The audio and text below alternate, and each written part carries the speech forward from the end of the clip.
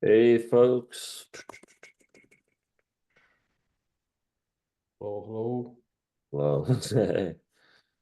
Um, Hello. hey. Wait for people to pile in. Lexi, we gotta clean up our Zoom links. I think I was on the wrong Zoom link. Give me some-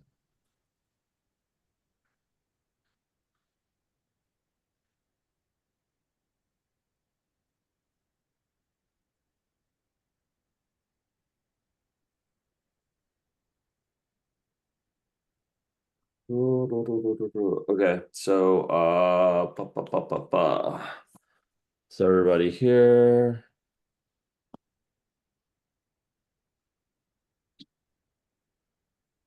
See, we have some yes.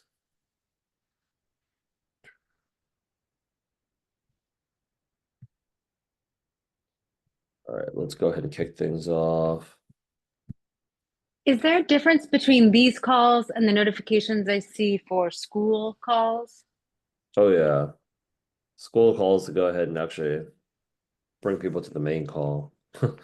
Uh, give me a second here. Okay, so I'm gonna go ahead and actually kind of I see some new faces here, but I have good news for everybody.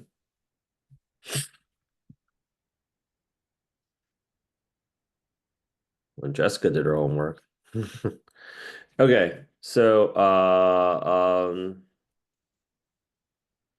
congratulations for making it on the call. My name is Rich. On this call today, so we host 3 calls a week for some of you who are guests, some of you guys that are actually coming back. I see some of the people here that are, I would say, like alumni members that graduated from the program a few years ago. Unfortunately, had to like come make it back here. So Monday nights is actually applications. So we talk about how to go ahead and generate more product manager interviews. Tuesday.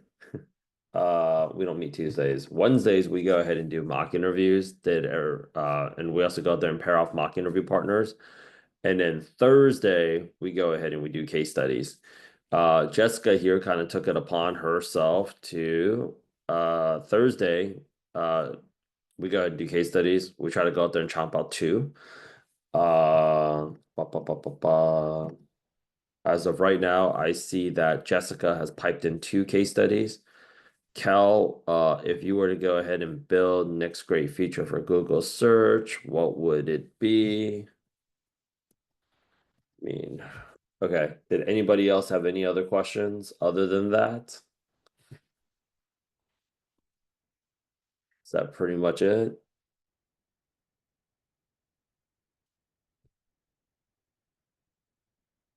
Anybody generally have like any questions anywhere?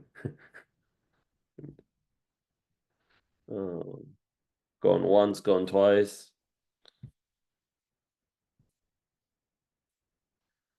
What product should YouTube go ahead and build next? Okay. Any general questions, people? I love how product managers say the market's bad and like I'm like, yeah, I'm here to help you guys out. What's going on? uh This is my first time on one of these calls, so I just want to understand the process. When we bring the uh case study, are mhm. all of us kind of trying to come in on how we would answer this? No, just bring a case study that you basically have, or like you want me to go ahead and actually just go out there and answer. Got So it. Okay. yeah.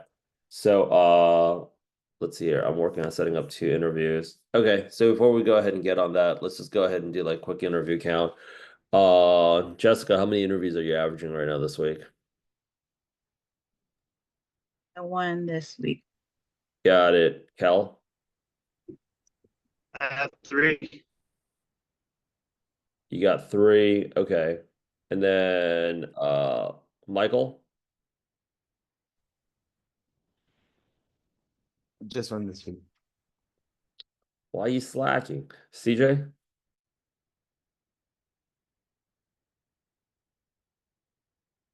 Yeah, CJ still eating. Okay. And then I see Doug here. Okay. Andrew, what's your interview count like? No more Canadian. I I have 3 interviews, but they're product marketing and crypto Uh-huh. mostly. So basically, I still have to kind of make this pivot on paper on Uh-huh. my LinkedIn. So, but yeah, I have some practice anyway. Got it. Okay. Mr. Doug, talk to me. Numbers.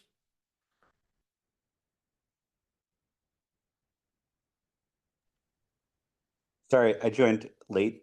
Which numbers? Interview numbers, buddy. None last week or this week, but I have 2 to get scheduled for next week. You have 2 to get scheduled for next week. Yeah, Okay. they came in today. There you go. Okay. So market's actually not as bad as we thought it was, right? Okay. So good news. Let's go ahead and actually run through some good news. Uh, Mr. Lawrence Ty here. Everybody go out there and give him like a huge congratulations. We just posted this up. I just did his testimonial literally right now. So Lawrence, Yum Brands, product manager role, remote, over there in he's based out there in I think Vienna, Virginia. I've never been there. Probably my entire life I'll never set foot on. Hey man, don't look down on does everybody know what Yum Brands? Yeah, Uh that's KFC and a bunch of other brands related to KFC, I think. Pizza Hut, Pizza Happy Hut, yeah, yeah. Burger.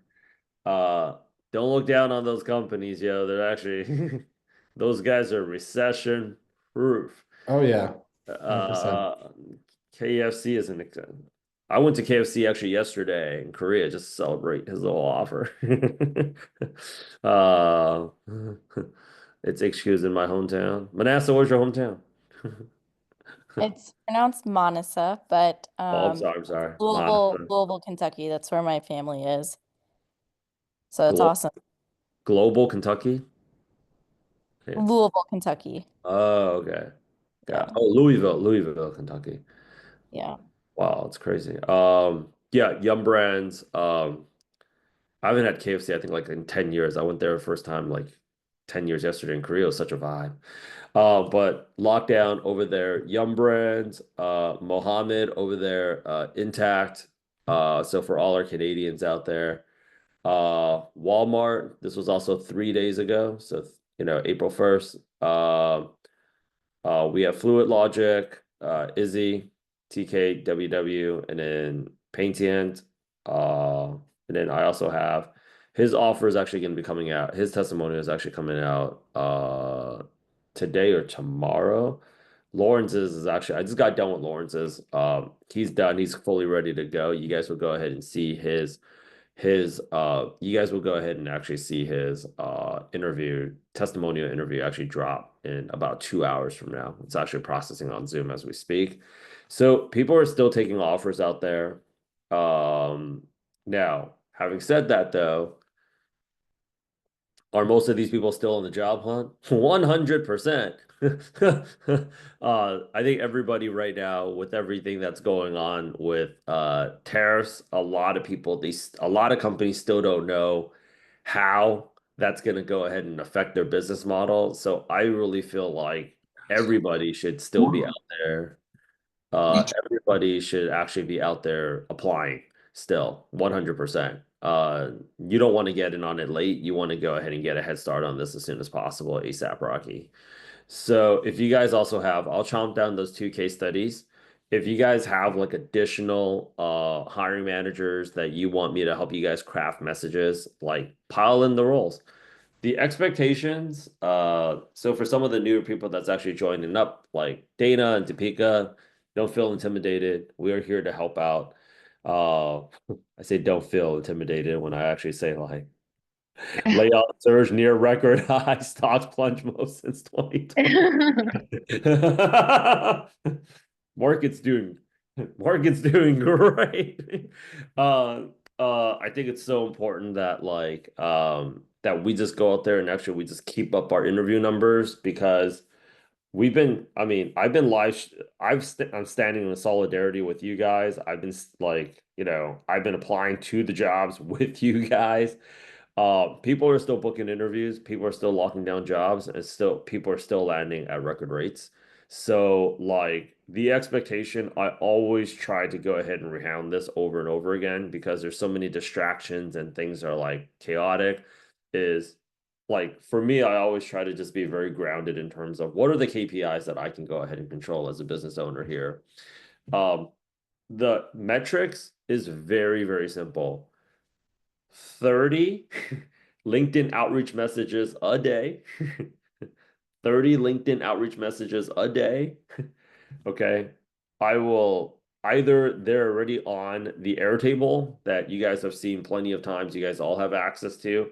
If there is some kind of dream role that you guys have and it's not on the Airtable, bring them in. You guys should be bringing in like I've been saying this shit, Andrew, every single day here. Like, bring them in. This is what's been working with everybody else, right? I mean, this is April. This is April 4th. I've been doing these live calls since January 4th, and people have been printing offers. So, like, bring in 30 LinkedIn outreach messages a day. It's not that difficult. 2 mock interviews a day of your full-time job hunting. And then there's I would say 2 practice case studies a week if for anybody here, because case studies, they're not really doing it by presentation style anymore. They're doing it live. So you guys should be ready to go out there and actually just go live with them. So I've been people. It's funny. Lawrence is like, what you say is like so. I was like, tell me about it, man. So it's like the fitness industry. Stop eating this. Do that. I mean, didn't stop me from going to KFC yesterday, eating like a North Korean refugee. You know, don't do this. Do this. You know what you're not supposed to do, right? So, book those guys in, and then the other thing here is, what was I going to say next? Pa, pa, pa, pa, pa. In terms of all this, get multiple offers and then really stretch out those offer negotiation skills. Really, really go ahead and stretch out those offer negotiation skills. Last thing I want to go ahead and say before we go out there and chomp down on case studies. If you guys are not, Lauren told me that probably one of the biggest game changers for him was actually Simplified, utilizing an AI application tool. I'm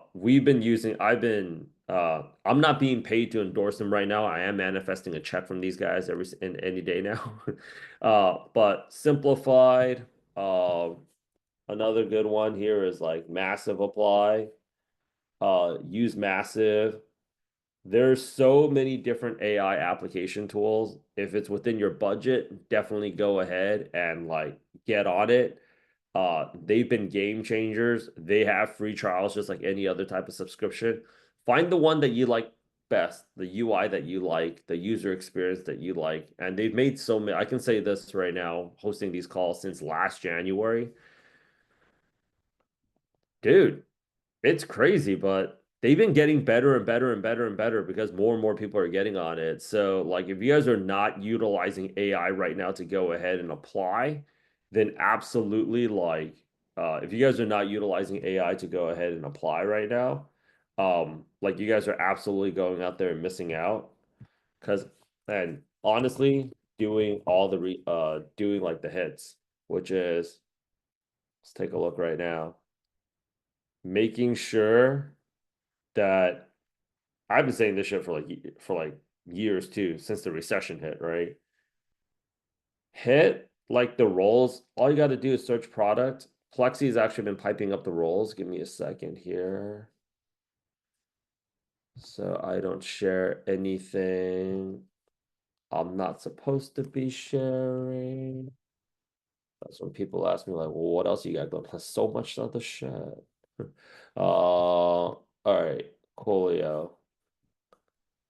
Let's go ahead and actually show. Okay, like all these roles right here, like we've been piping them in.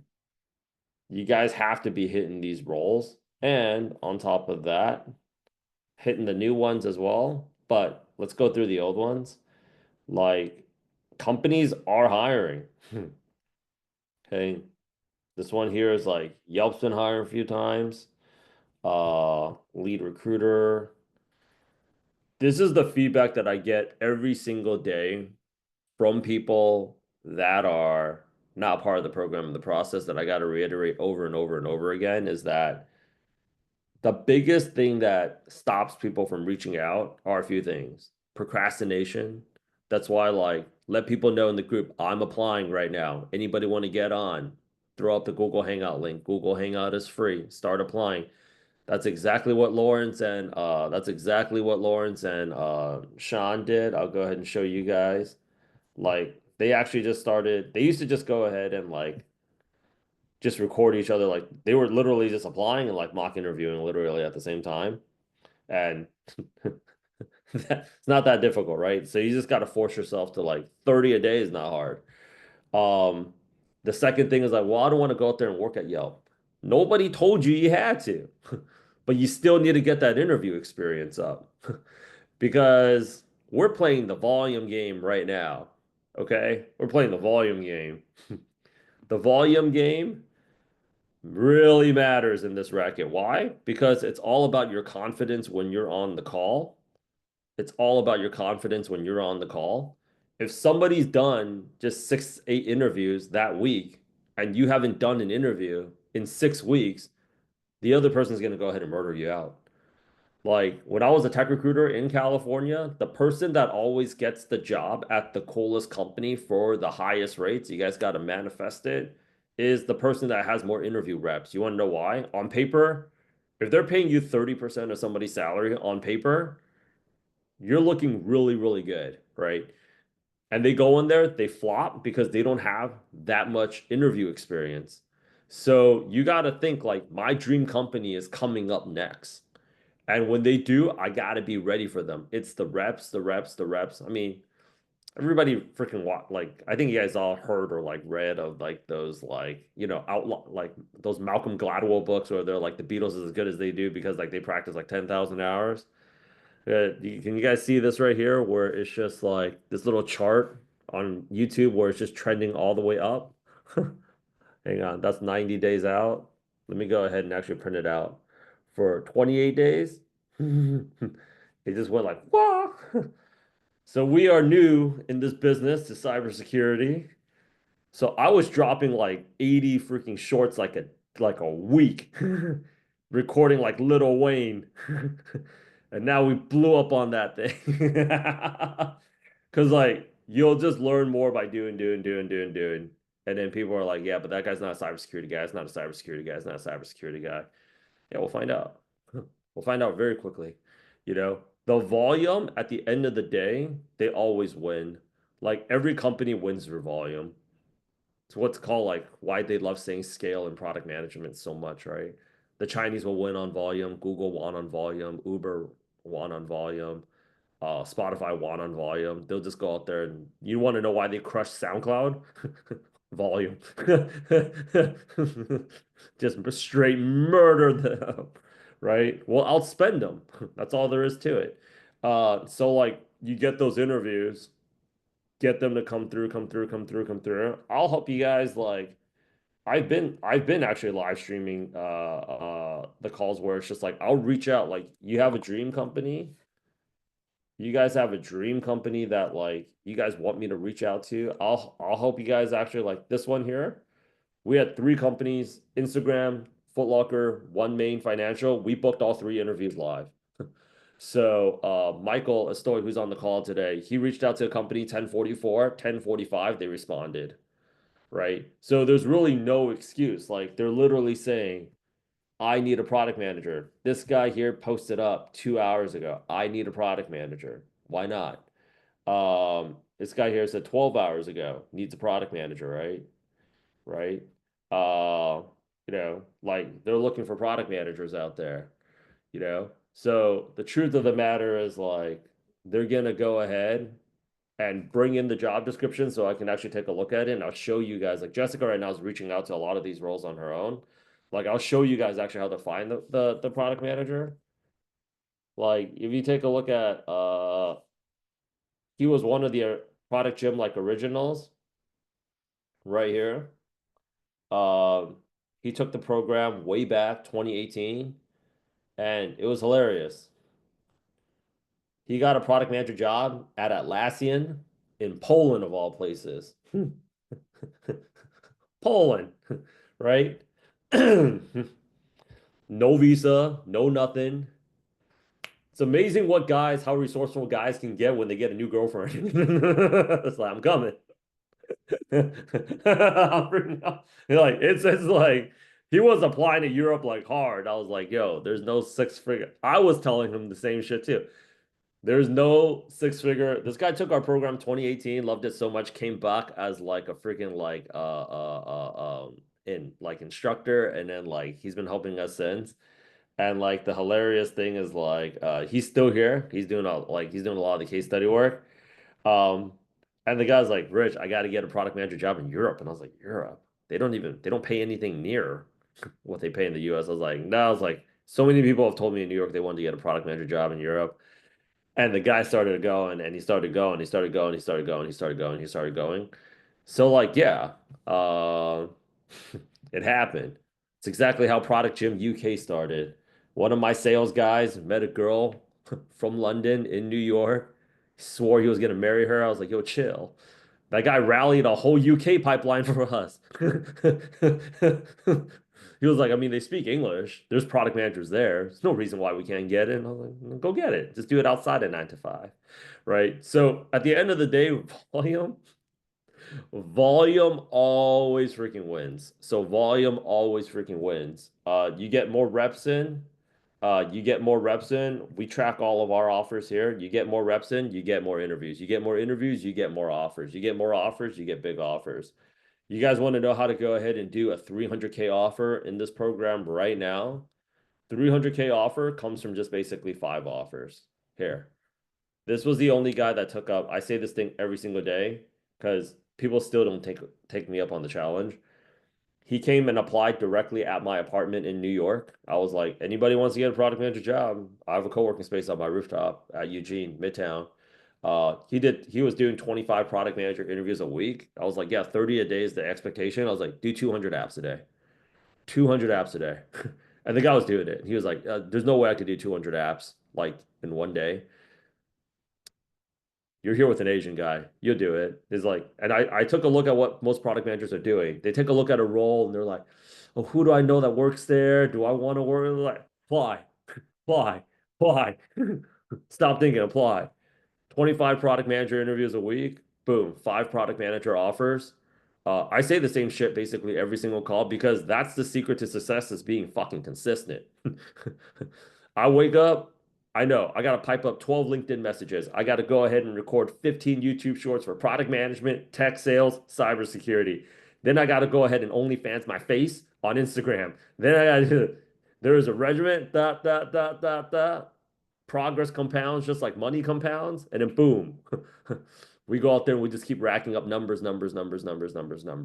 So you do 500 push-ups a day, you'll go out there and get the body that you want by summer. It's just that simple. Keep it simple. 30 outreach messages a day is the bare minimum standard. People are still getting offers, as you guys can see. Everybody reaches out to all the alumni. It's like, yo, can I buy you coffee? Can I just like, FaceTime you? What'd you do? They're just like 30 a day or 100 a day, two mock interviews like a day, or 2 mock interviews a week, and then 2 case studies.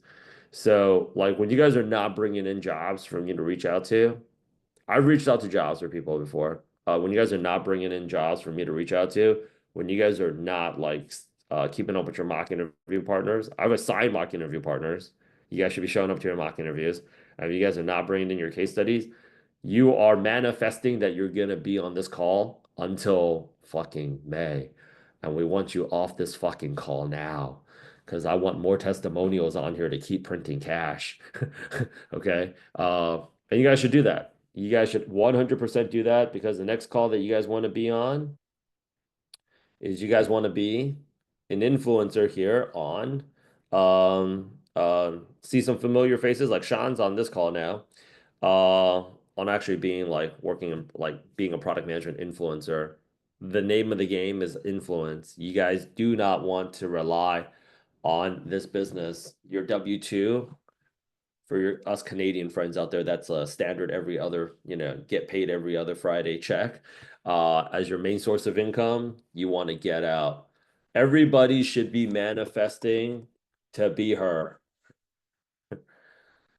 This girl here does $1.5 million a year making YouTube videos for product management. She was laid off 9 months ago.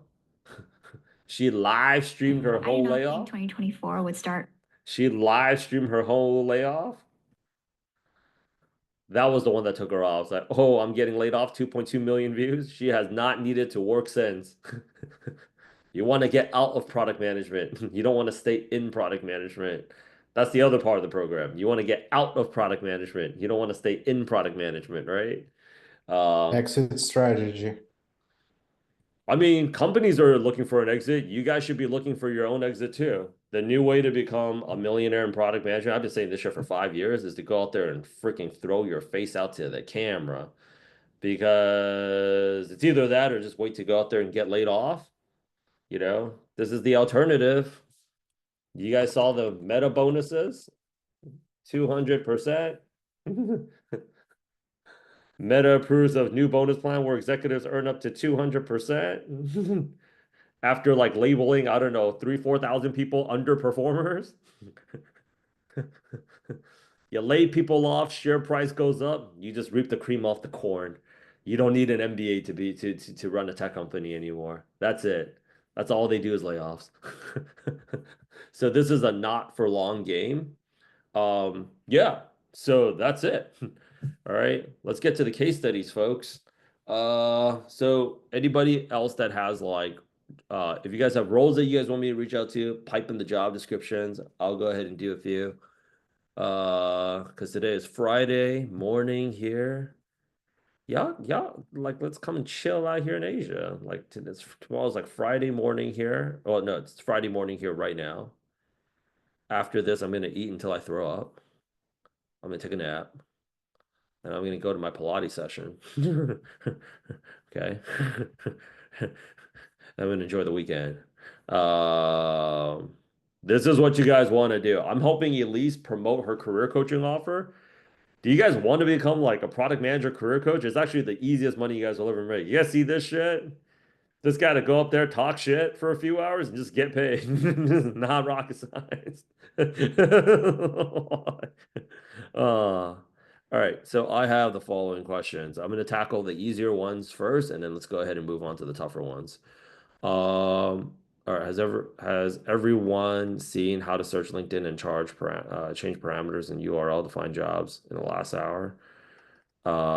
Yes, but I'll run through that session. I'll run through that really quickly after I get through these questions. Okay, what product should YouTube build next? If you were to build the next great feature for Google search, what would it be? Okay, so I got case study 1, improving electronic claims adoption among small healthcare providers. Japari has observed, ooh, we got some good ones today. And then as a product manager, how would you consider? Okay, and then I have case study number 2, prioritizing feature development for a new API integration. Japari plans to, dude, perfect.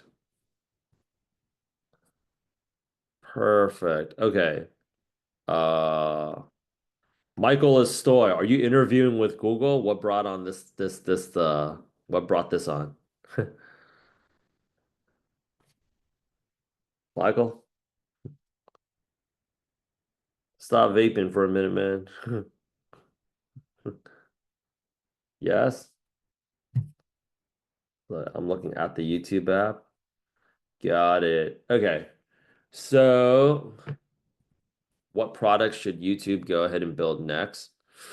If you're answering this question like live, which is where the trend of case studies has been going, for those of you that don't know, people aren't sending you guys to do 20-hour spending 20 hours to do a presentation anymore. They want that question like straight up. So people say that shit and then they get it, and then they're like, holy shit, I need 20 hours on this. Like, no, let's do it right now. Okay, so YouTube building next. All right, so let's go ahead and actually crack that question, right? You're getting that. The first thing that you want to go ahead and do is you want to buy time. if you guys don't have ChatGPT, well, you see my two hands here, right? If you guys don't have ChatGPT up, you guys really need to get it on there. Perplexity, anything. Like I have two monitors right now. If you guys are not utilizing that, you guys absolutely should, just in case you guys get stuck.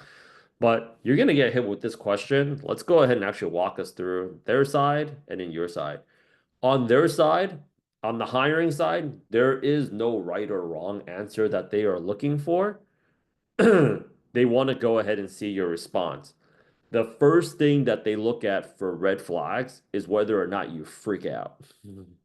And this is for every single case study because all of you guys are bringing me case study sessions for the last 8 years, and you guys are manifesting that you guys are going to answer it like a boss. But in the real line of fire, special forces or no, you got a bulletproof vest on or not. Oh shit. They don't give you a warning. There's no so now we will be proceeding to the case study phase of the interview. Like, nah, dude. It's like, all right, so shit, if you worked at Google here, I mean at YouTube, what product would you build next? Freeze frame. Oh fuck. Well, like if you start doing that, first thing that you want to do, like, don't talk faster. That's what 95% of candidates do. And I witnessed that when straight up, I will always witness that thing when I was a recruiter, is that's when people start dropping. That's when you know you're rapidly just losing momentum of the interview. First thing you want to say with any question, I want you guys to practice all of this on your mock interviews. Every question, it depends. It depends. It depends. It depends. Buy yourself an extra time. And the other thing is, it really does depend. If you take a look at half of my competitors, they started doing that when we started telling people to do that too. Like, well, it really depends. What are we trying to prioritize for? Are we trying to prioritize a better user experience for creators, or are we trying to prioritize a better user experience for actual viewers? Why? Because people that are hiring for product manager roles, they're a little overworked right now. They're very overworked. They're a little burnt out. Things aren't that good at home. A third of the people hiring for roles in tech, they also date and are married to other people in tech. And some of you guys haven't been very fun people to work with. Imagine living next to one right now. So, like, when they're asking you this question, expect them to be a total asshole, right? Well, that really, Andrew, that really depends. Are we trying to prioritize a better user experience for the creators on YouTube, or are we trying to prioritize for a better user experience for people that are viewing YouTube, or are we trying to go out there and incentivize people to start becoming creators on YouTube? They have an answer, and they're being an asshole, and they want you to go out there and be like, be able to read their mind. You can't. I don't know what the fuck you're thinking. Because every question that they secretly ask is why. They're secretly asking because it's a problem that they're currently solving right now, but they can't solve or they don't have enough time to. So when you're asking that, okay, they come back with a few answers. Usually they'll say, so we're trying to build something for creators. We are trying to build something, well, we want to get more viewers. We want to get more people on YouTube. Uh, we're trying to explore we're trying to go out there and explore a new business line. No, we're actually trying to incentivize people to go out there and create products, right? I'll give you guys an example for each and every one of those. Or it's like, I don't know, it could be whatever it is you want. That is the biggest asshole answer they can give you. So they'll be like, I don't know. Okay, well, here's a few things that I would go ahead and do. If I'm trying to decide what product YouTube should go out there and build next, and I'll give you an answer for creators, people that we're trying to incentivize to become creators, viewers, and then like let's just do a random one, like what's something that YouTube isn't doing right now that YouTube probably could do, right? Number one thing I would go ahead and do is for creators, I would give them better insights as to what types of content they should go out there and create because we don't enjoy, I don't, but I do it anyways, creating a bunch of YouTube content that's not going to make us money, right? We want to go ahead and figure out what are YouTube topics, like what are YouTube scripts, like we want to go out there and actually learn like how do we make more money on YouTube effectively? Because if I'm on YouTube, I'm trying to make money on YouTube as a creator. So I would give them better tools instead of incentivizing people to go ahead and buy like TubeBuddy or this inside knowledge that I have because I'm on YouTube so much. They're buying all these other third-party applications. They're buying all these third-party applications to try to figure out how to game YouTube. We should just go out there and monetize off of that because if we sell something, hey, this is the YouTube analyzer, or this is the YouTube like search engine optimizer, or this is the YouTube content title creator, right? Or this is the YouTube video editor. They would just buy from us. And that's another revenue stream for us. Okay.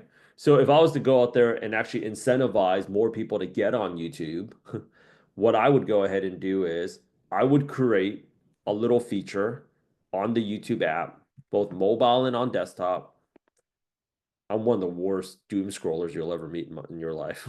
And I would go out there and constantly give a positive reinforcement of like how much money people are making on YouTube and how little time it's taking them to make money on YouTube.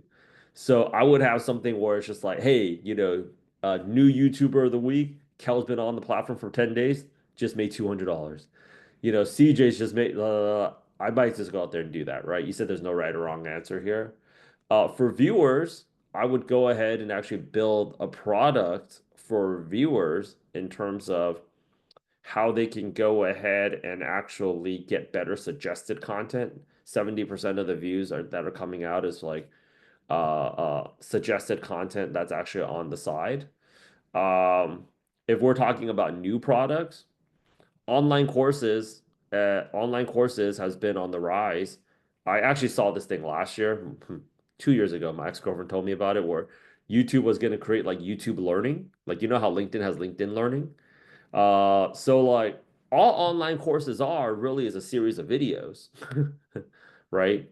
So we can actually have like something called the YouTube Academy, right? Why let Skillshare monetize off of that? That's a monthly subscription.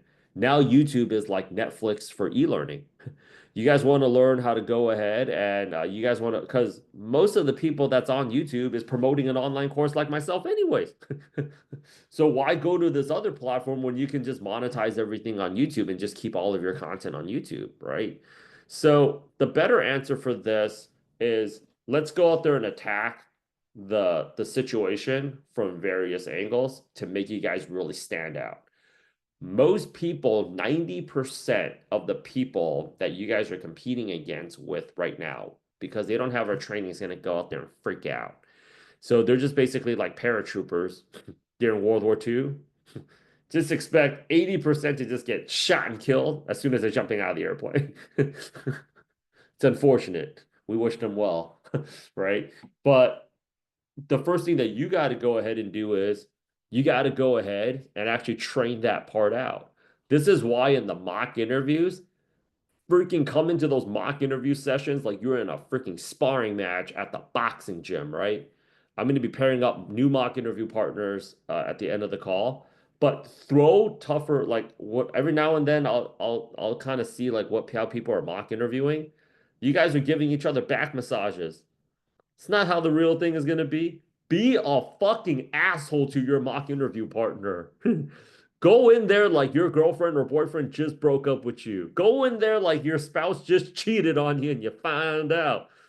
People like don't expect those things like they people too. What you think they love product management? It's a job.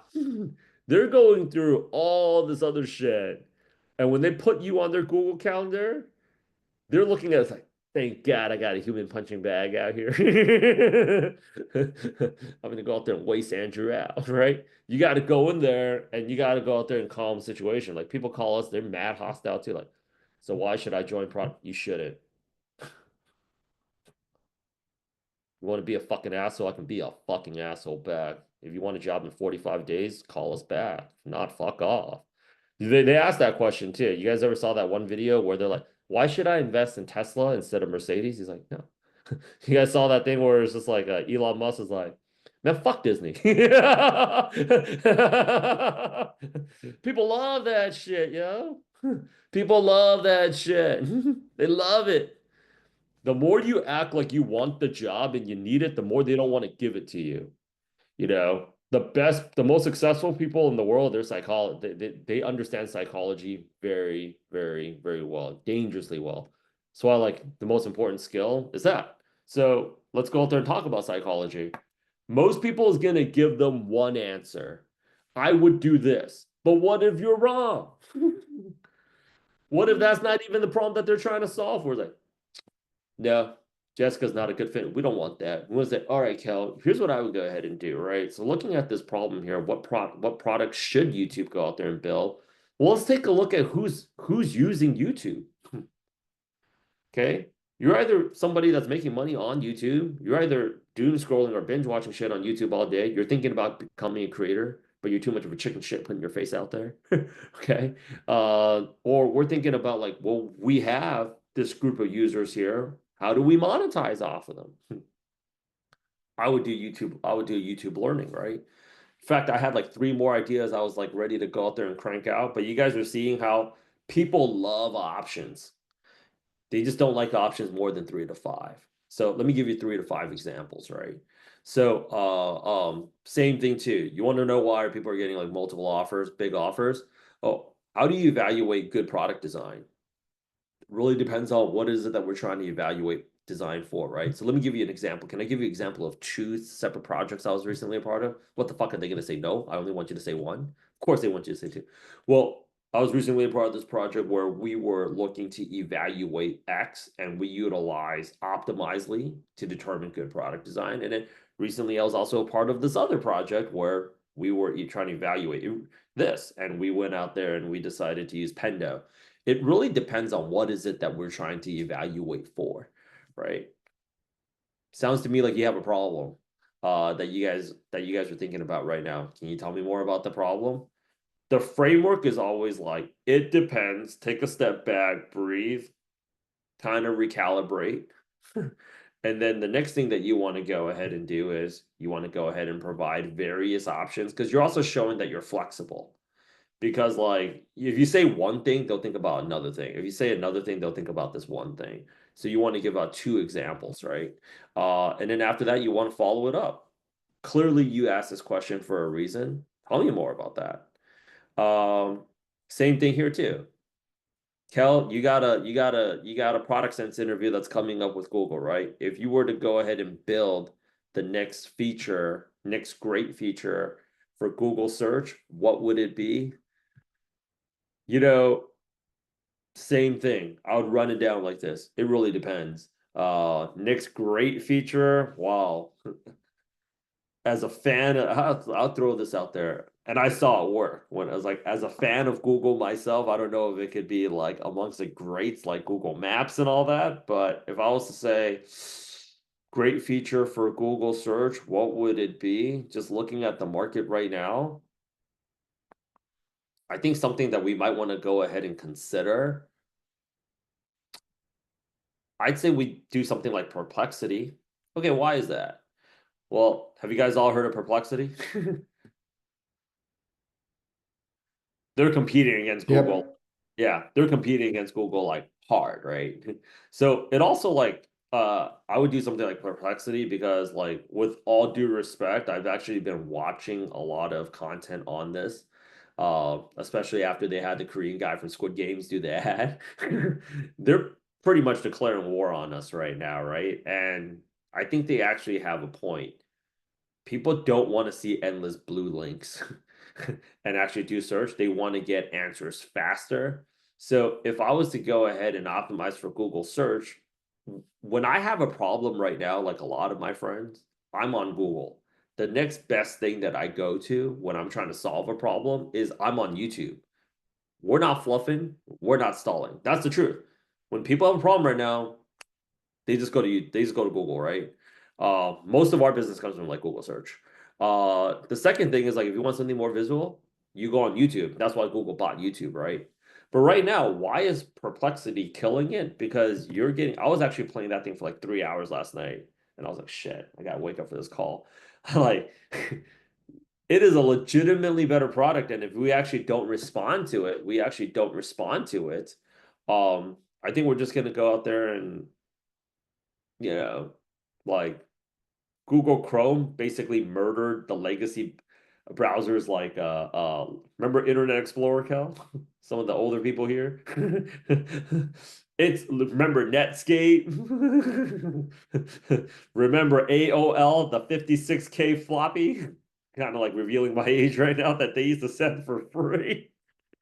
And you had to dial up. Yeah, for some of these youngins. There was a time when you couldn't use when you couldn't use your landline and get on the internet at the same time. Yeah, you want to go ahead if they're asking you a question like that right now. Every company, like this is what I've learned studying like history as a history major, is everything happens slowly and it's all at once, right? And when you're interviewing with the bigger tech companies, they all studied. I'll post it up later. Somebody reminds me of it. I've been posting mad like random shit here for Cal, like on like those of you guys that are following me on IG, what bad economy. But there's a guy, I forgot the guy's name, but he used to and this is how like the big tech companies, uh they basically have this kind of mindset and they want you to exuberate it on a big tech interview. Is he was the CEO of Intel, I think in like the 80s, and he basically realized something like the Japanese are making better chips and they're doing it cheaper than we are. There's just no way that we can compete. We have to go ahead and basically pivot. And that's when like they're like, he always asks this question. If our main business line gets murdered today, what would we go ahead and do next? And his whole philosophy was telling these guys, you guys got to be paranoid. You guys got to stay paranoid.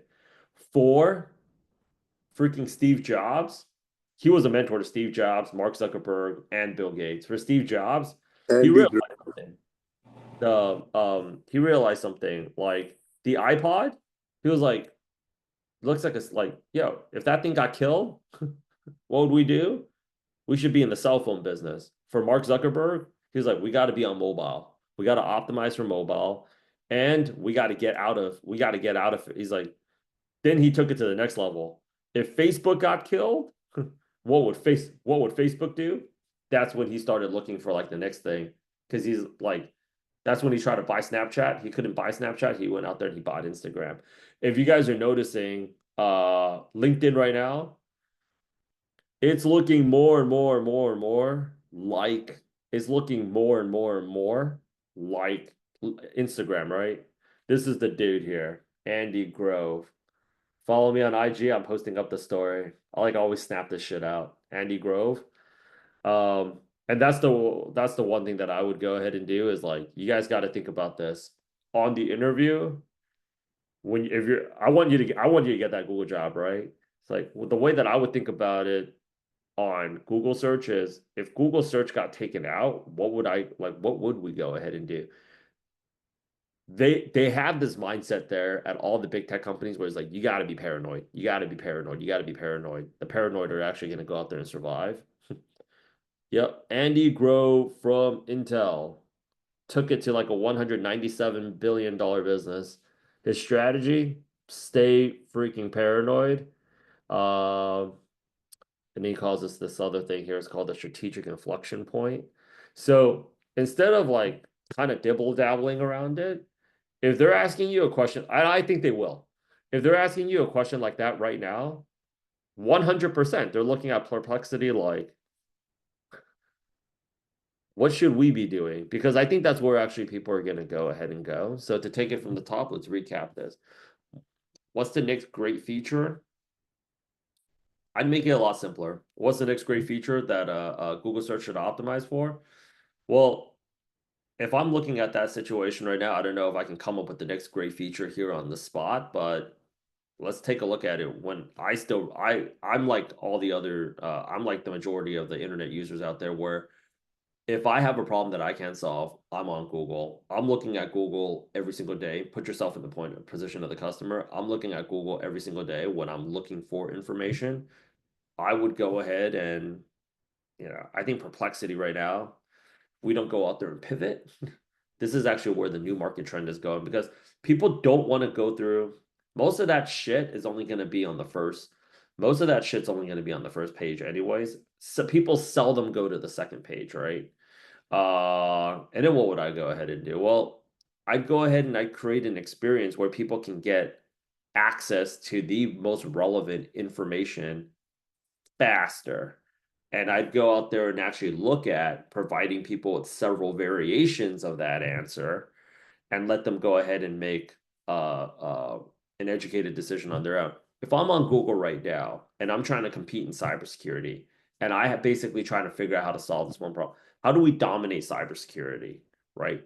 I don't want to go out there and comb through 20, I mean, I can comb through 20 links to go out there and study cybersecurity is like, I want this, blah, blah, blah, blah, blah. The other thing that I would also go out there and educate people on for Google search is how to go create a system or create some type of feature to go ahead and how to more effectively search on Google search. Learning how to learn is a skill. I don't know if you guys saw on Instagram recently, they just had this one screenshot, this one meme that went viral, which is one of the co-founders of OpenAI showed people exactly the framework of how to write a really good prompt for ChatGPT. Everybody's seen that, right, on IG? You know, a lot of people don't know how to search on Google very effectively. They're just like, product management, right?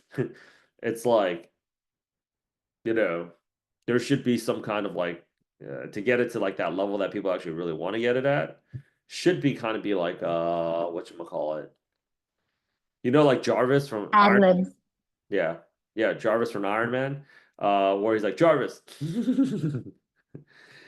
That's actually probably where we're going to be getting to real soon. So the key to answering those types of questions, Kel, is not by like from what I've seen work 3 years in recruiting for the big tech companies at an agency is definitely you don't want to freak out. Definitely not trying to utilize an overabundant amount of product management lingo. That's like not normally how product managers talk on a day-to-day basis and just kind of having a chat. The key to getting into big tech companies, you guys saw we just printed an Amazon and a Walmart offer, is number one, talking to them as if you're already working there. That is a good tip. But I think the other thing that people should also keep in mind of is like talking to them like you guys are a legitimate fan of that business.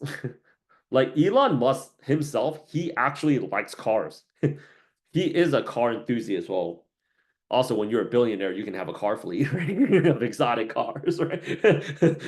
But he himself like loves cars. Like people that like I talked to like a lot of restaurant managers like when I lived in New York, like they're legitimately fans of like the food scene in New York. They actually like try to go to other people's restaurants, right? They when they're not physically at a restaurant, they're talking about restaurants and they're talking about food and they're talking about what this person's doing, what that person's doing. The thing that like really turns people off about like if you work at Spotify, those people legitimately love music. You know, that's why like so many people, so many product managers that work at Spotify, they're DJs on the weekend. If you take a look at like a lot of the Netflix product managers, people always ask me like, Rich, like, why aren't you a product manager? Because like I make way more money than a product manager. Well, where would you be a product manager if you were a product manager? I'd probably be doing something with content, which is like YouTube, or I would want to work at a Netflix or Hulu, where like my dream job, if I was to get a job again, is like bringing Asian content onto the platform.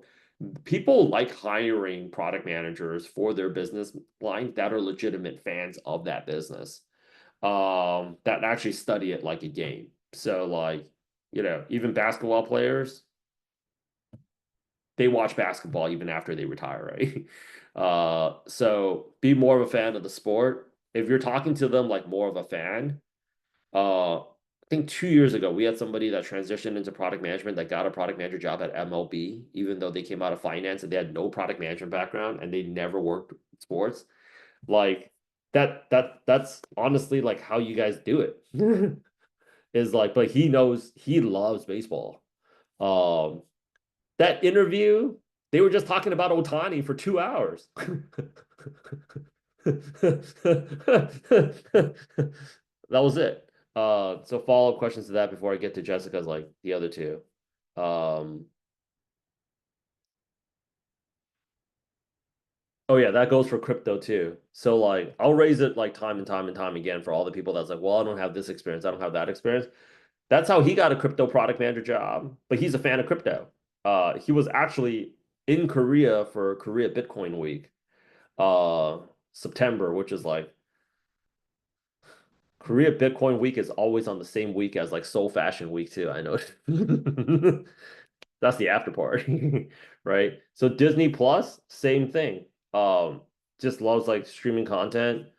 I don't know if you guys actually got a chance. This was a while ago to go up there, but like Jackie, he didn't come from like Netflix. He got a product manager job at like Hulu, LA native himself. He actually went to the same high school in this dingy little Chinatown in LA called Monterey Park, California, just as like I did. That's how he got a product manager job at Hulu. The more you guys are like talking about like the more you guys are actually, I think that's also the vibe that you guys have to exuberate out. Talk to them more like you guys are already working there. And then talk to them just like you're meeting them at like a baby shower. I don't know why I just thought a baby shower like that, but baby, I'm going to one tomorrow. Baby shower or like at a happy hour and stuff. Talk to them like you're legit. Like for me, I geek out on this shit. I actually talk about like we're actually my friends and I here. We're actually talking about Perplexity. Did you guys see that ad by Perplexity? Like, it's not an effort for me where it's just like, oh, it's my job. I should keep up with this. Like, I actually like the game. So, the more that you guys are also talking to them about a fan, because these problems are tough to solve. Um, you'd want to solve it more if you were like actually, in the business, like you actually enjoyed solving it, right? Uh, so let's go out there and talk about two industries now that are less cool. No, I'm just kidding. Healthcare. Okay, so like case studies right now. Healthcare is cool too. They're the most recession-proof business out there. Don't look out on healthcare. And a lot of people have gotten jobs at healthcare without a healthcare background. So Japari has observed that is this a company that you're interviewing with right now, Japari? Yeah, it was on the Airtable list yesterday, so I reached out to the person that Plexi had put up, and she's putting me in touch with the hiring manager to set up interview. Yes, everybody say thank you to Plexi, dude. This is making things out. You guys are not reaching out to that Airtable enough. None of this like market is bad shit. Type that shit out. No fucking clapping hands emoji, Kel. Freaking A. Okay, is this the company right here? Because I never heard of them. Just want to make sure. Japari. Yes, Okay, Japari, do you have a healthcare background I yourself? do not. Okay. But you actually seem to like really like healthcare because like the last few sessions that we had, you actually brought in some healthcare companies. For whatever reason, I keep finding a whole bunch of them, so I'm applying. There we go.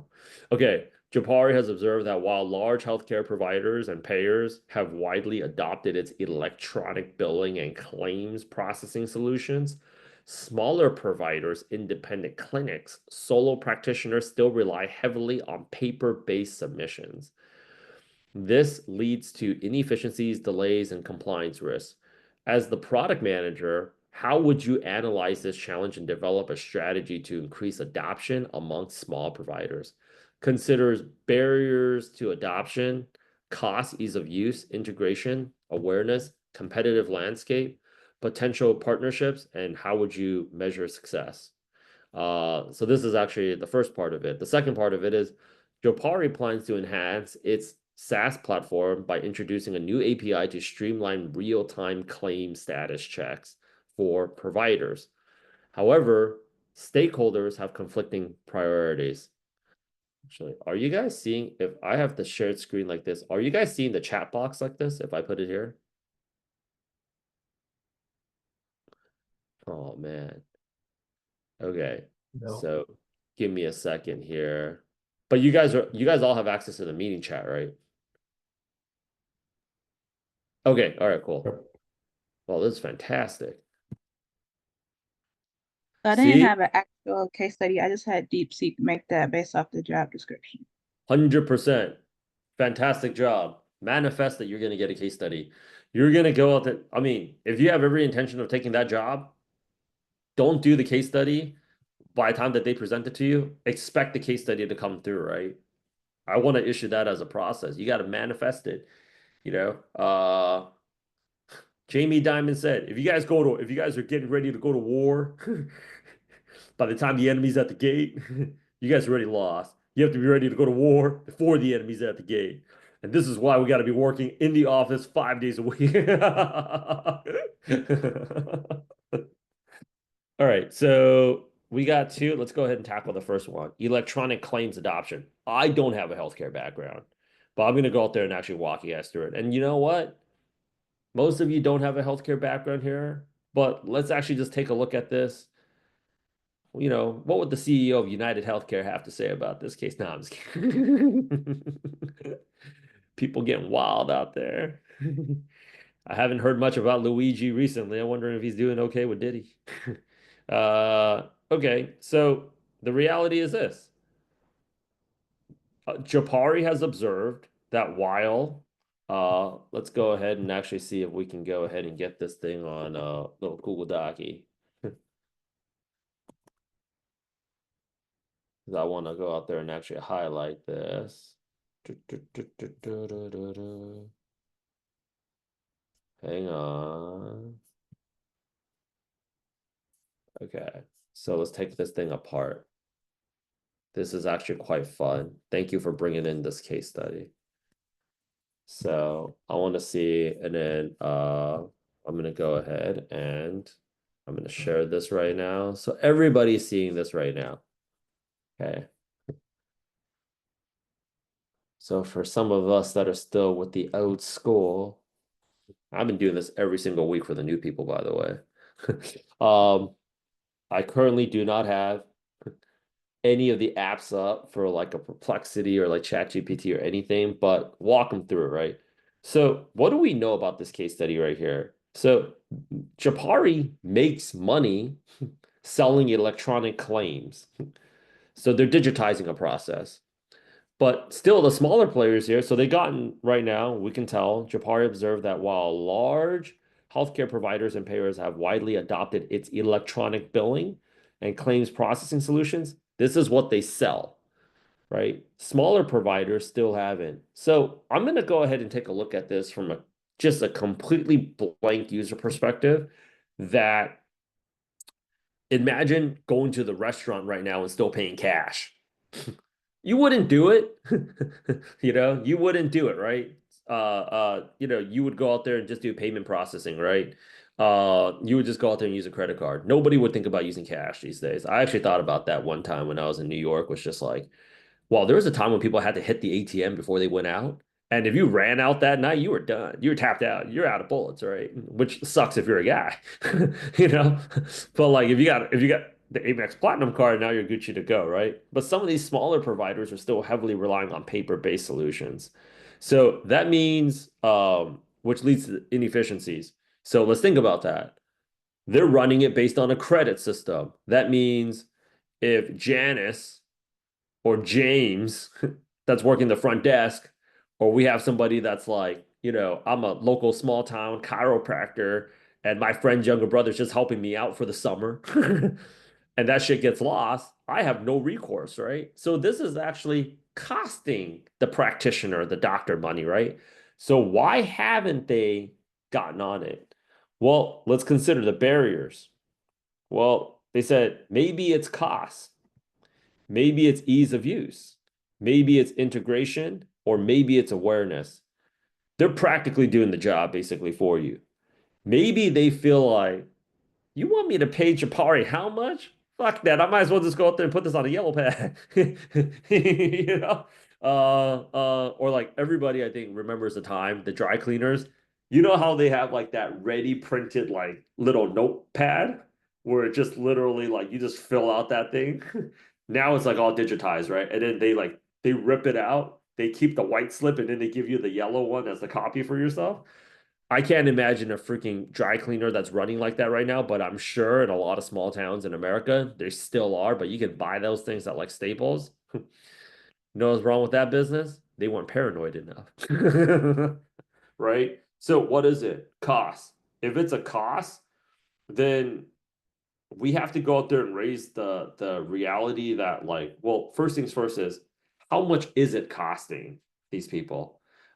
Because maybe they're thinking like, well, yeah, the bigger guys like maybe like a Kaiser or like UCLA Health Group, right? They can obviously afford it. We can't.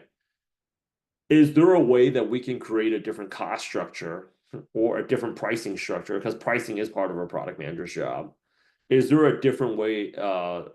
Because how I'm gonna sell meat to Costco and how I'm gonna sell it to Jack's Steakhouse and the burger joint is gonna be a different price, right? Is there a different cost structure that we can go out there and introduce to them that makes it easier for them to get on here? Perhaps we could go ahead and run a 30-day free trial to get adopters to go out there and just say, like, you know what, this is gonna be free for you for 90 days and we are going to dispatch a customer success agent for you for free for the initial 30 days to make sure that you know how to use this. Okay. Okay. As a creator, I can tell you this right now. We have a new system where I record everything on TikTok first, and then my team will download it directly from TikTok and then upload it to all the different platforms. I've never felt so old using TikTok. It's all these buttons and shit. But they're like, Rich, you got to get on it, right? So maybe that's it. So one of my team members was actually on here with me, actually showing me how to use it. So if it's cost, let's go ahead and make a case where, like, hey, like, we'll let you use it for free, and we'll tell you this: whatever it is that you think you're paying out to us right now, yeah, you pay a fee every single time they run a transaction on Amex, and there is a reason why some restaurants say we take everything but Amex. Because Amex are gangsters. They charge that extra 0.03%, which makes a huge difference to a mom and pop shop. But if you take a look at all the customers that you guys are losing because you guys are not using Amex, right? How about this? We'll waive that fee for you guys at Amex for the first 30 days. And then you guys, and if you guys, and in 90 days from now, we'll give you guys 90 days because they're going to play the long game anyways. Everybody in healthcare is already printing cash, right? By that time, if you guys don't want to use Amex anymore, it turns out that you guys weren't making more money, forget it. Like, you guys wouldn't even be able to charge Amex anyways. We'll just remove that service off you, but it'll be free. And we'll have somebody go out there and install that thing to your existing POS, right? So that's cost, ease of use. We'll go out there and we'll actually have a customer success agent. That's where sometimes you actually have to make a business case to the business. Yes, we are giving it to them for free for 90 days, but once they get all that data on there, they won't get off. Slack does a really good job of this as a gangster. Nobody that's gotten on Slack's ever gotten off.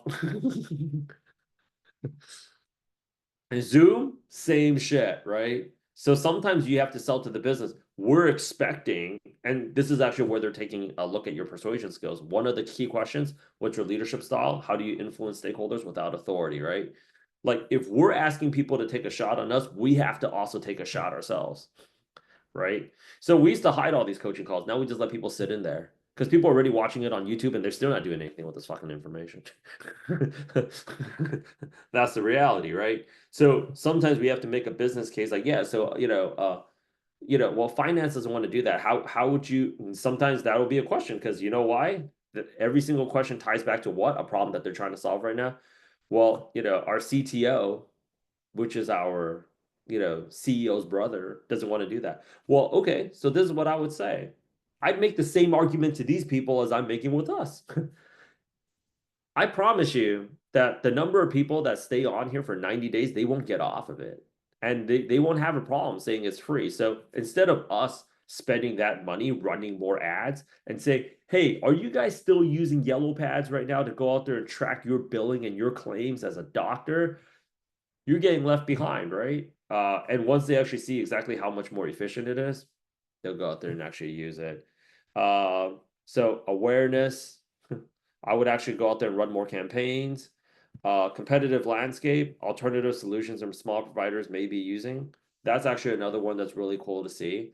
What are the other players out there? I've never heard of Chapari, but I'm also not part of this space. Judging by their UI, it looks like something from 1995. But everybody in the healthcare business is printing cash. I would take a look at all the other providers out there, and then I would actually create like a pricing structure. One of the Walmart case study recently was this: how would you go ahead and compete against, how would you go ahead and increase revenue for the Walmart's pets division?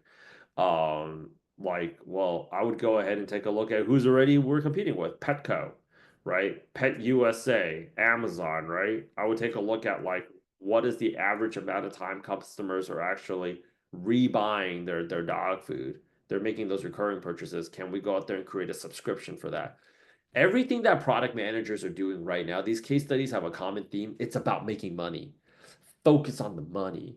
Align the greed. Greed is good, right? They're asking you this question because like if we print cash with this, we all get a bonus. That's actually how product management works. So they always want to hire the product manager that they feel like is going to help them print the most cash in the shortest amount of time, or they like the way that they think, right? Potential partnerships, 100%. All of this goes back to Jessica, how are you going to go out there and print cash for us? That's all we want. We don't care, right? So like how would you go out there and consider potential partnerships, clearinghouses, EHR vendors, billing software providers? How would you go ahead and do that? Cutting them, giving them a percentage. Well, what do we have access to right now?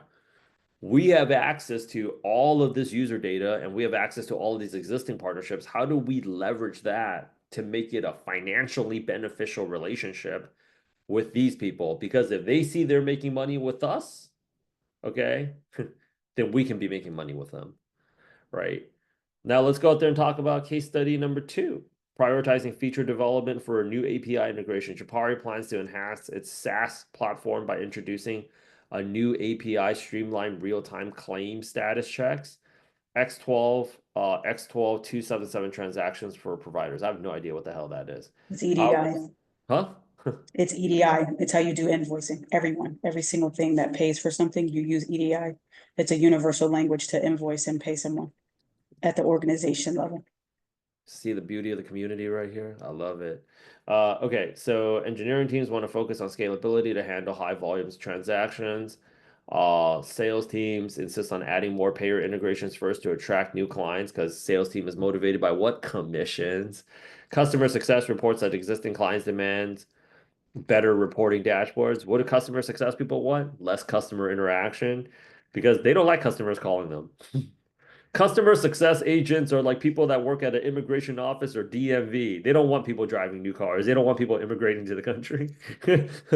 Why would you work at a job that you hate so much? Because they couldn't get a better job, right? So of course they want better dashboards because better dashboards for the customer means Andrew stops calling me more, right? That's what they want.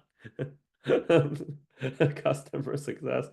Prioritizing feature development for new API interaction, right? So questions, your framework for evaluating new feature priority. How would you align stakeholders on the roadmap? How would you validate assumptions? Risk of delaying any of these new initiatives? Well, let's go out there and prioritize feature development for new. So plans to enhance the platform, how stakeholders have conflicting priorities, right? Okay, here's what I would go ahead and focus on. This goes back to what? Money. So let's make this conversation so much more simpler, right? Let's pretend right now that we're not working in product management. We are working at a catering company. And our job here is to go out there and cater food for weddings and birthday parties and bar mitzvahs. And whatever, corporate events, whatever it is that we want to do a large scale number of food, right? The engineering team, who would the engineering team be? The engineering team would be the chefs, the people the actual people making the food, right? The sales team, they would be equivalent to like the people that's actually selling it or like event coordinators or like wedding planners that are like actually bringing the business in, right? So of course, for these people, they don't want to work that hard, right? So it's like we want an industrial size oven so we can make 1,000 hot dogs, right? We could line up 50 pans out there. Have you guys seen Kel's cooking channel? If I was living in the Bay Area, I'd just go out there and just hang out. That was not even joking. I'd just go out there and hang out there for like a day. Like Because I can get access to everything in Korea except for decent Chinese food. That like whatever like low carb freaking shrimp rice roll, I totally be there. Right. So engineering team here is like they want to go out there and focus on scale. Because why? Engineering team doesn't care about rev. Engineering team gives a shit about what? Not working.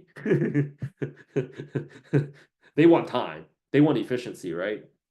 But sales team, what do they care about? They care about commissions, right? They just want to go, they don't give a shit how you guys are making the food.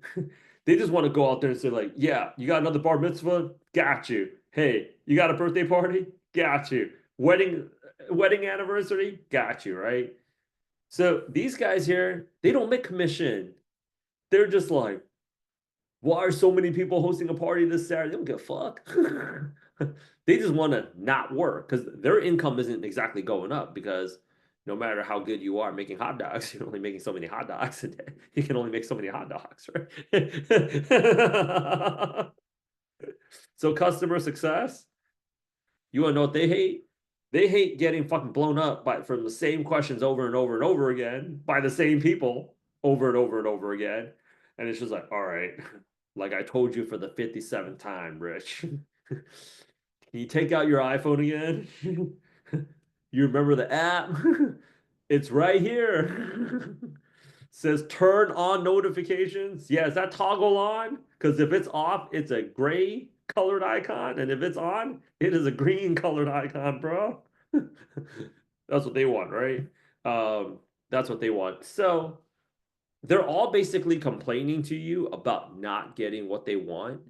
How would you prioritize? So the first thing that I would go out there and do is I would present options. I would always just go ahead and present options because the person that's bringing you this case study, what do they care? They care about money. So I would take a look at it as this. If right now, I would take a look at what is our main pain point right now. If our main pain point right now is the volume of our transactions are too high, I would focus on scaling because that would clear the back end so we can process faster and that would help the business print more cash. I would also go ahead and take a look at, is there some seasonality to this? If you're working in retail, right? Let's just say we're doing a clothing business and we're H&M. When do people go shopping most of the time? Back to school and then what? Christmas, Black Friday, right? So it's like we want to focus on scalability. This is a situation we need to be focusing on right now or anticipation of. Well, right now is April. Not that many people are buying clothes in freaking spring. Getting ready. It's not exactly summer. It's still for whatever strange reason. Maybe climate change is a real thing, cold as fuck. Right? So that might not be our priority right now. But like if you're talking about like September going into like a busy season, I would take a look at right now, our volume of transactions is not that high, but is there a time? People do get sicker during the colder months, people. That is not a lie, right? So let's use some degree of common sense because they look for that shit in an interview. Do you have some degree of common sense? And then I would say maybe what we need to focus on right now is engineering team, streamlining the process with engineering the transactions. However, we should also go ahead and take a look at sales. Is the problem right now not outgoing, which is what the engineering team is focusing on? Engineering team is focusing on what happens after people pay, right? So right now, for us too as a business, let's take a look at it. We're focusing on you guys. I'm here on the calls with you guys, focusing on getting you guys the jobs, getting you guys out of here. So, in the beginning of the year, January, like first 2 weeks, we did a lot more with resume content because so many people didn't have their resumes and stuff done yet. So we'll go ahead and focus on that, right? Right now, we just offloaded a big batch of people, as you guys can see. So you know what we're doing right now? We're focusing on uploading the new batch of people in, right? So where is the priority of the business? Is it incoming or is it outgoing? Because there's always going to be two parts of that. You're promising the people what it is that you guys sold them on. And then the other thing here is you're actually delivering for those people, right? Because they now just paid you. So, or is the problem right now with sales is like, yo, we have a backlog. I have referrals right now. I can't even process. There's business we can't even take on right now just because we have a very inefficient process. Okay, well, we have that. Or is the problem right now, people are like, customer success is the problem right now is we've gotten people paid because customer success is on the back end of the back end. They're already on, but they're really pissed off, and that's taking a lot of time from engineering. I mean, customer success and engineering, right? So you have all these people that are unhappy customers. Now, unhappy customers, you know what they do? They write bad reviews. They tell people your product is shit. They tell people to stay away from Salesforce. HubSpot's the absolute worst. Zoom, oh gosh. This is how Zoom murdered Skype. You know they're shutting down Skype this quarter forever. They're gonna have an RIP party for it. It's done. Zoom, Skype's like, what's Zoom doing that we've been doing? Yeah, your product's shit, bro. That's why people didn't want it. You know, they try to charge for all this shit up front. Zoom made it free, and then you know what happened? They freaking just monetize off your bitch ass on the back end, right? That's what they It did. all started with Microsoft acquiring Skype, first of all. Yeah. And then the user experience became so bad that like, just people didn't It's want to. horrible. They even try to. This is why you guys gotta like. This is actually what they look for in product management is like that level of human ability, that common sense. Because Microsoft has an unlimited amount of cash they can throw at a problem, but they still lost. BlackBerry, a once proud Canadian company, right? Where they set their goal. I remember when I had a BlackBerry, I used to fight the iPhone. I was like, but my BlackBerry can do this. I don't need all that. And I was like, yo, dude, this shit's a fucking hot piece of garbage I'm holding on to my hands right now. You're embarrassing me. The iPhone just kept on catching up, right? So again, it's just like Andy Grove said, you got to stay paranoid. You got to go out there and take a look at this from like a human level. So when you guys are having these conversations with like about when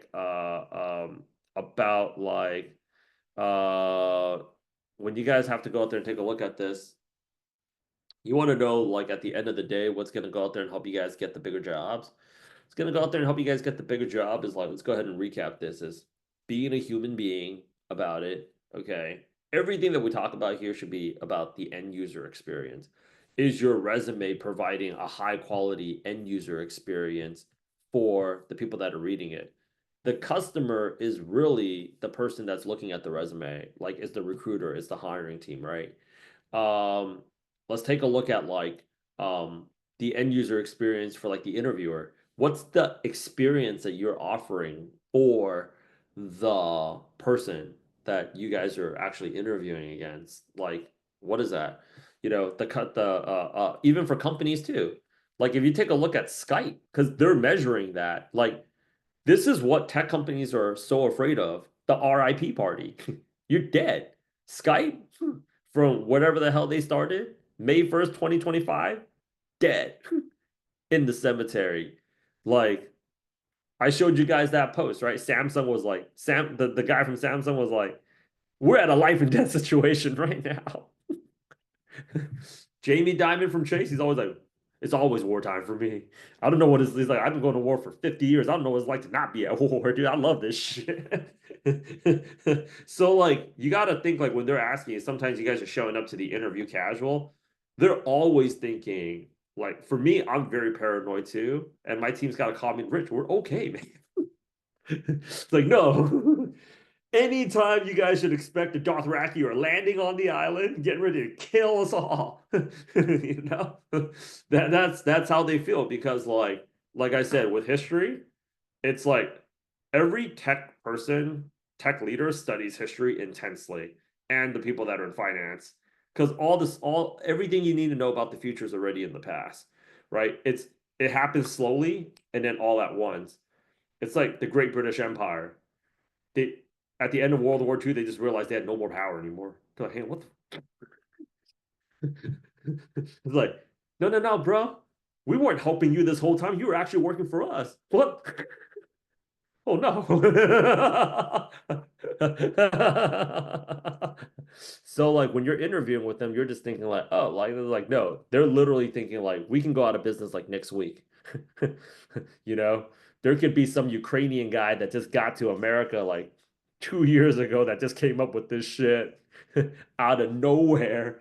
And it's like all of a sudden just like DeepSeek, boom, like that. Perplexity, boom, like that. Perplexity. Did you know that guy used to be like the founder? He used to be like he used to work at like just like a regular software engineering intern. And he was like, "Am I missing something here?" Like, I think like that's why I post up so many stories, right, in my IG about this stuff. Like, it's like I think search engines are like operating in medieval times. Dude, I don't think people want to go out there and like keep going to like one page after another page after another page after another page, and then figure out what to do with this information. And then boom, and then now all of a sudden you're scrambling for like a war room. So everything happens slowly all at once. Understand how your interviewer right now is feeling. You guys didn't anticipate this. Product managers used to be the prize crown jewel of tech. All of a sudden, you guys are hot garbage.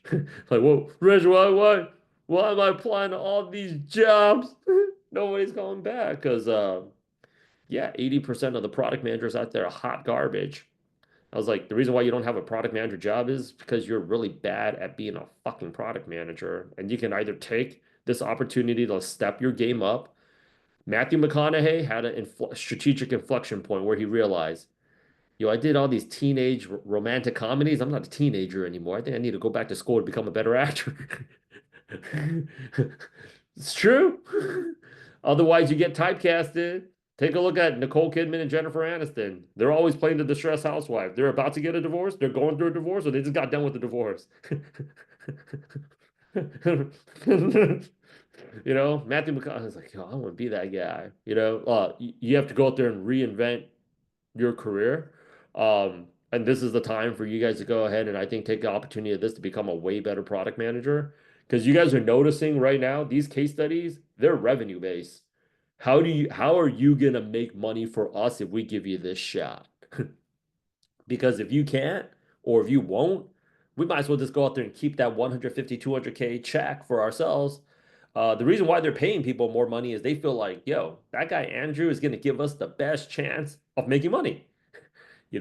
I have companies that reach out to me watching our case study videos saying, yo, and they pay me as a product management consultant because they're like, I was like, what do you think the problem is with our team? I was like, you guys got too many MBA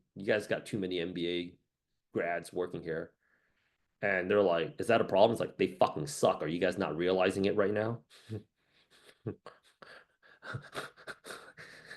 We should fire that entire team. That's what I would do. Questions, comments, feedbacks, concerns. Feeling good. It's about to be Friday here. Huh? Any other questions? I mean, at the end of the day, if you talk to all the people, overall, it's just having good conversations, right? That's all it really is. It's like a good conversation. A really good date is just a really good conversation. You know, a really good interview is just a really good conversation. I tell my own admissions team that's selling you guys on this too. I was like, a really good enrollment call is just a really good conversation. You guys also have to go out there and think about what happens after all that bullshit. That's why America has such a high divorce rate. On top of the fact that Asians just don't believe in it. We just believe in being unhappy forever until you die. But Kel was like, that's why I didn't marry a Chinese girl, man. I couldn't do that. That's why I didn't marry a Chinese girl. I was like, Mom, you crazy? So the last thing I want to do is end up like you and Dad. But like, yeah, it's just having a good conversation. And that's the thing, dude. That is like, I actually had like a few, like, I don't know if you guys have been watching this one guy. This one dude here, he is killing it. This guy that he's like the LED sign guy from China. He has all these funny videos, and then people actually end up just buying those LC, it's called LC signs. This guy's so funny. But that one, which one right here? This was the reason why product management got started, is because of this pitch from it was because of this pitch from Coffee Meets Bagel. This thing happened in 2013. True student of history. They had like they're like, you guys, the biggest offer that was ever made on Shark Tank was a $30 million offer from Mark Cuban for the dating app Coffee Meets Bagel. And they're like, they just walked away from it. And that's when he said, like, yo, he just offered you $30 million and you guys didn't even blink. And he's like, yo, it's like, what's your background? They're like, my sister and I here used to be product managers at Amazon. Our youngest sister used to be a product designer. And if you guys take a look at Google Trends, you guys won't because you guys are lazy as fuck. But if you take a search at product management for the last 15 years, after that episode, product management went like up like this. And then General Assembly within 30 days started a product management class. 3 months after that, product school was started, September 2014. I got into the business in June of 2014. And then I was like, I was watching it like crazy. And I was like, fuck, I'm gonna start my own product management bootcamp. So that's how product management got started. That's the history lesson. Before that, nobody else had it, you know. But where I show speed, same thing. Da, da, da. Ha. $342 million worth of cocaine was seized yesterday in Korea. I was like, my friend's like, you see what happens when you put 25% tariffs on the street out here? People start thinking about some wild ways to start making money. Wartime product management. I love this one scene though. I love this one story. It's like, what was it about? Ah, It's lie you were told. biggest lie you're told. It's not that It's simple. not that simple. Why not? No, that's the biggest lie I was ever told. The truth is, it's just that simple. If you guys take a look at just all the people getting jobs right now, that's all it really is. Stop going in there with imposter syndrome. Just go in there, empathizing how people are really legitimately feeling right now. And like, don't look at like what you're dealing with right now as like a form of punishment, but like a chance to go ahead and get better. And I promise you guys will be able to utilize these skills. That's why our people are getting promotions after promotions after promotions. It's all about like giving people like figuring out what they want and just giving it, you know. And if you guys go in there and just take a look at these case studies, I'm not a product manager. I used to be a tech recruiter. When I just take a look, but like I also have an experience running a business for like 8 years. When I'm taking a look at it, I'm just looking at like if you just really take a step back and just breathe and just look at the problem holistically, it's like we make money processing claims here. Those claims don't get processed, nobody gets paid, right? So the faster we can, there's no shortage of sick people. Like, you know, Luigi said, America wants you to be sick, you know? So we should be, you know, like they're walking around thinking we should be making 3 times more money. So let's see here. Let's pair up some of the partners. I want the veterans with some of the newer people. Let's see here. Jessica and Andrew, you guys are paired up. Jessica Story, I love your last name, Story. That's what it's all about, stories. And then Andrew Zappo. Deepika, I'm gonna go ahead and put you with Cal. And Dana, I'm gonna put you with Michael Estoy. Right. Yeah. Keep telling yourself this. Your competition sucks because they don't have me. And they don't have you guys, each other, right? So you see the guests that have enrolled, they made the right decision. And then the other people is like, you're gonna try to do what? You're gonna try to figure out something my team of 40 hasn't been able to figure out in the last 8 years? Like, good fucking luck. Good luck. Like Elise, we got her into I know you guys ever met Elise, but she's an old schooler, right? She's currently right now. I'm handing out the whole market, like cybersecurity. Cybersecurity is gonna be where I do my crazy rich Asian wedding. You guys can have product management. I don't even want it anymore. Like we got her into Meta, Elise. You know, and she's actually doing like she's actually launching her own product management career coaching offer. I'm helping her. Like I was like, I'm always asking her, like, and she's gonna be on the podcast next week too. Like, she wants to go coaching. Yeah. I'm promoting the hell out of her right now. Like, yeah, she's a great product manager coach.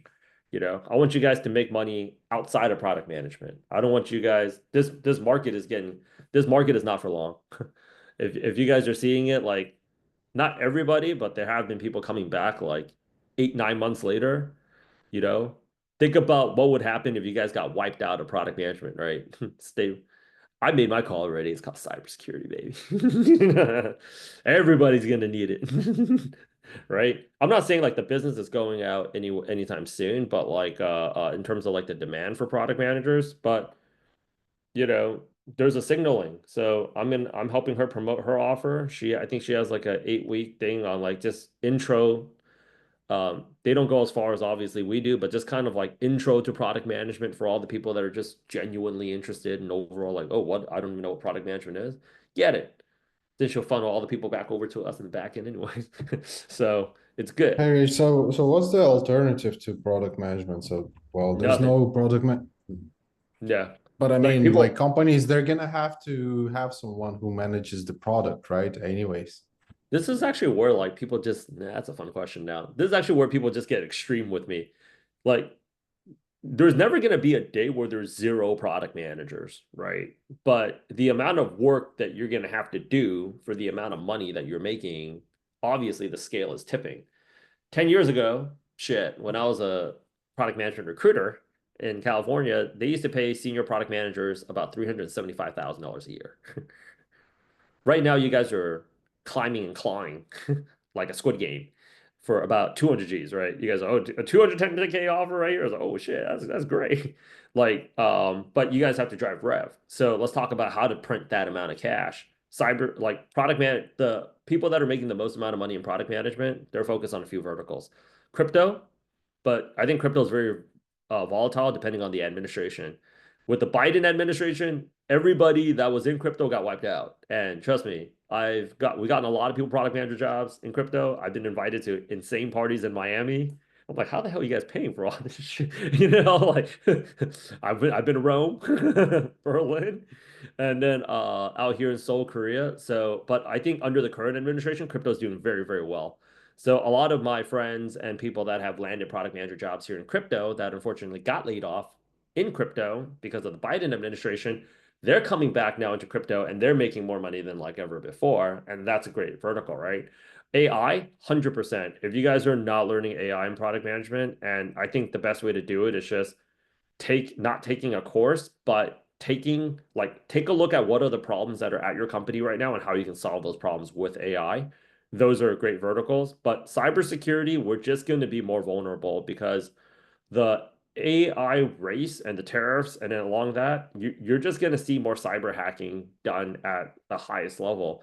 So, like the people that are making 450, 500,000 with somebody $500,000 product manager job in Dubai, cybersecurity product manager job.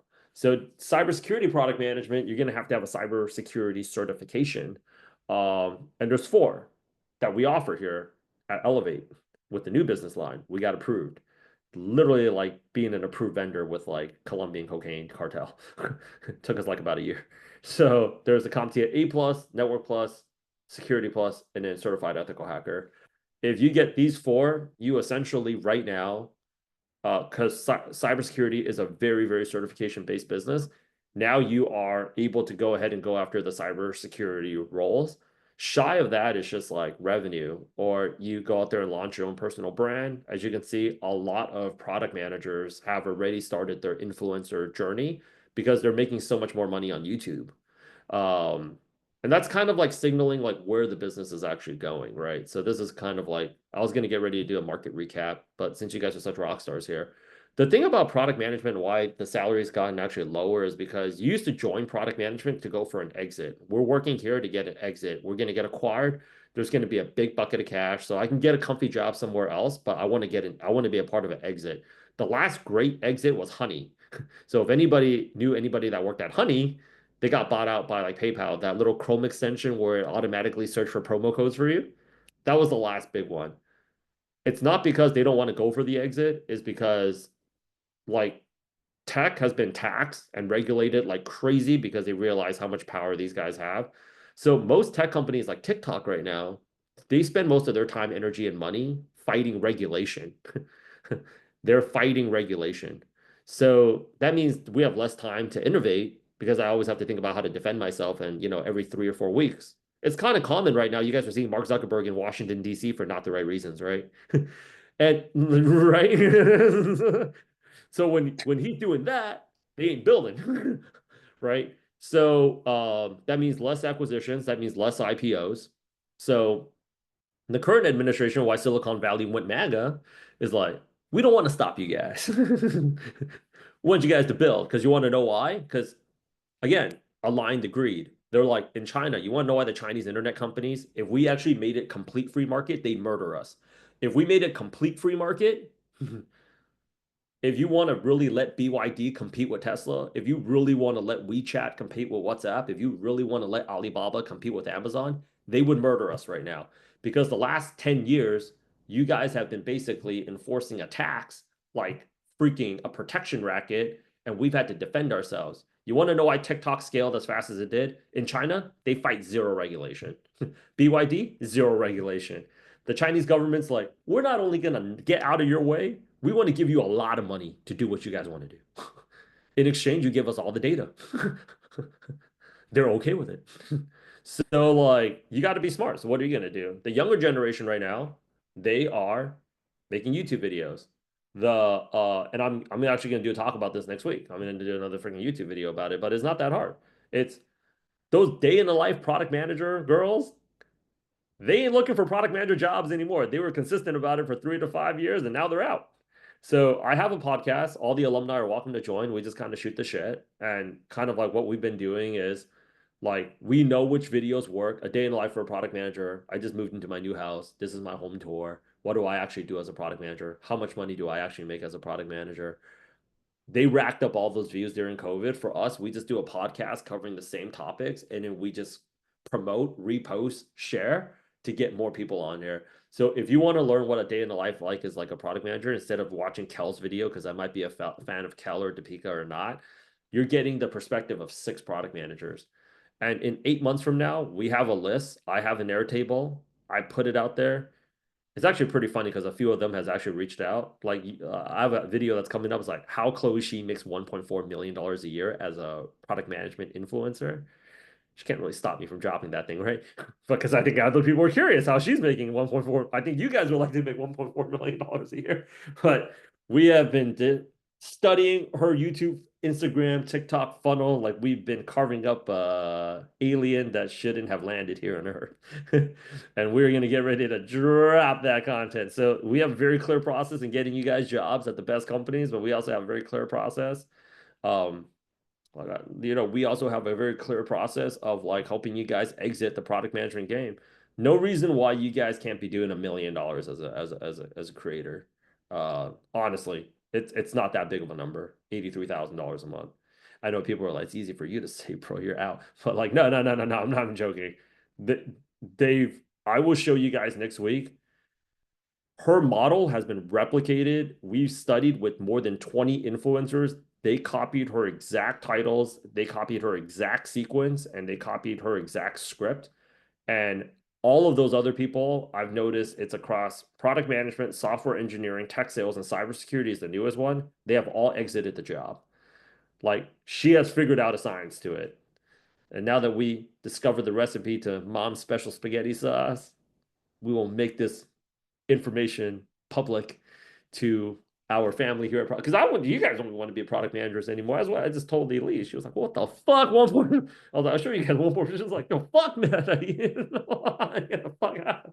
Yeah. So, but some of you guys are gonna need a job until then. It takes about 8 to 15 months. I'm gonna make it completely free for you guys.